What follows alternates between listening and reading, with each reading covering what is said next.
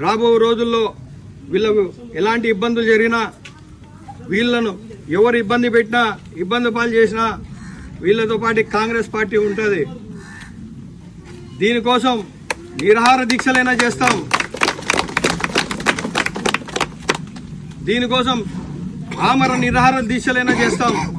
కలెక్టర్ని కలుస్తాం. అలాగే ముఖ్యమంత్రి కార్యాలయానికి కూడా వెళ్ళి ఇక్కడున్న మా బాధను, మా కష్టాలను తెలియజేస్తాం. అంతేగాని ఇక్కడి నుంచి ఏ ఒక్కరు కూడా ఖాళీ చేయకూడదు, చెయ్యరు. ఇక్కడే ఉంటాం. ఎవరు ఖాళీ చేయించలేరు. ఏమైనా సరే నేను ఇప్పటి నుంచి ఈ ప్రాంతానికి ప్రతి వారం ఒక్కసారన్నా నేను వచ్చి వెళ్తాను.